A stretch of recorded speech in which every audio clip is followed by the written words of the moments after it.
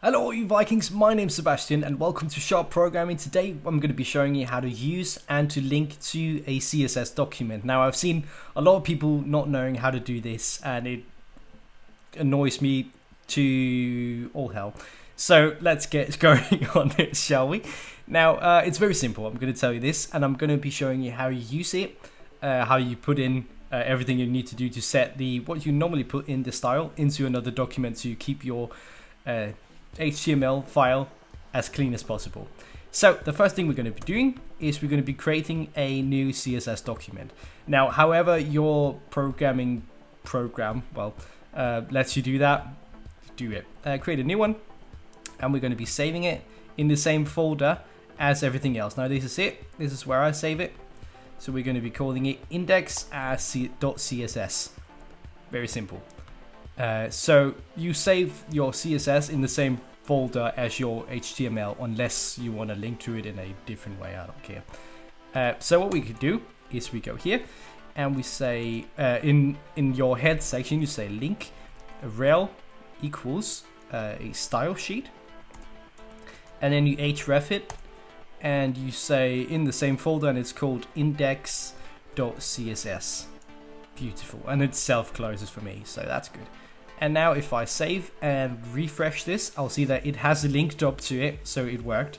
If you don't have Dreamweaver, don't mind that. It's just the way that, well, we can just switch between it in the same file. So that's good. So we can close what we just made, and it's still here. That's good. If you don't have Dreamweaver, don't worry, it still worked. You just can't see it there. So what we do is we give this a class or a ID or whatever you want to call it. I like to use classes, and we'll just call this first div. Now that's good. So we go into our CSS, and to set the what we normally put in the style in the CSS for class, you do a dot like that, and you say first div. Now it's not always necessary to write either image or div in front of it, but it's just, you know, a good thing to do if you're working with a bigger project than just, you know, 3 lines of code. It's good to always differentiate, because sometimes you'll end up with something that sounds alike or is very much alike. So that's just for you to better identify it. Now whatever we have in our style here, we can put that into our CSS document just like that. And just for better organization and oh my god, I was going to say something else there. Good. There you go. So we put it like this, and we'll save that. And now there's we'll delete this, and we'll delete everything within style. And you'll see that what we did from last time with our scalable div, it looked like this. It will still look like that, but the whole criteria for it is somewhere else. You can see I refreshed it just then. It's still the same.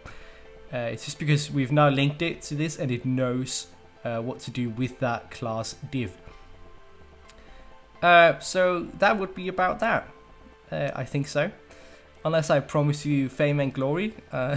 This is pretty much it. You've linked to it by a link and relled its style sheet and href'd where it is. If you've put it in a folder, for example, a CSS folder, within where you normally put your HTML, you just go CSS/index, whatever, if that's where you put it.